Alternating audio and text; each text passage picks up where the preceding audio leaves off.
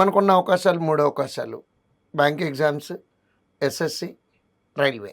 So, for example railway తీసుకున్నామనుకోండి. Present మనం 25లో ఉన్నాము. ఒక 1 month back NTPC graduate, under graduate notification వచ్చింది.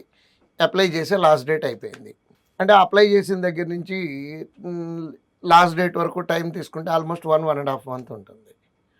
ఈ ఎగ్జామ్ వచ్చేటప్పటికి నెక్స్ట్ ఇయర్ సెప్టెంబర్, అక్టోబర్ ఆ ప్రాంతాల్లో ఉండొచ్చు. సిబిటీ 1, దాని తర్వాత ఇంకో 2 నెలలకి సిబిటీ 2. అంటే ఆల్మోస్ట్ 1.5 ఇయర్ పడుతుందమ్మా రైల్వే ఉద్యోగం రాయటం మొదలుపెట్టిన దగ్గర నుంచి ఫైనల్ మనకి ఉద్యోగం వచ్చింది అనుకోవటానికి. నెక్స్ట్ ఎస్ఎస్సి ఉందనుకోండి, ఆల్మోస్ట్ అది కూడా అంతే పడుతుంది. 1 ఇయర్ ఈజీగా. అంటే ఫస్ట్ అటెంప్ట్లో సక్సెస్ అయ్యాము అనుకుంటే అమ్మ ఇదంతా కూడా 1 ఇయర్ పడుతుంది ఆల్మోస్ట్.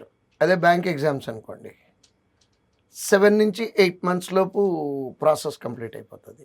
అంటే నోటిఫికేషన్ నుంచి లాస్ట్ డేట్ 30 డేస్, తర్వాత అక్కడి నుంచి 15 డేస్ హాల్ టికెట్, అక్కడి నుంచి 15 డేస్ ఎగ్జామ్. అంటే 2 మంత్స్కి ప్రిలిమినరీ ఎగ్జామ్.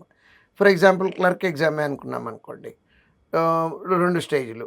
ప్రిలిమినరీ అయిపోయింది. ప్రిలిమినరీ నుంచి రిజల్ట్స్ ఇవ్వడానికి ఒక 25 డేస్ 1 మంత్ అనుకుందాము. అక్కడికి 3 మంత్స్ అయిపోయింది. అక్కడి నుంచి మెయిన్స్ ఎగ్జామ్ కండక్ట్ చేయడానికి 15 డేస్, మెయిన్స్ ఎగ్జామ్ రిజల్ట్ ఇవ్వడానికి 2 మంత్స్. మ్యాక్సిమం లెక్కేసుకుంటే ప్రాసెస్ టైం కలిసి వస్తే 6 నెలలు, కలిసి రాకపోతే 8 నెలల లోపు టోటల్ ప్రాసెస్ కంప్లీట్ అయిపోతుంది.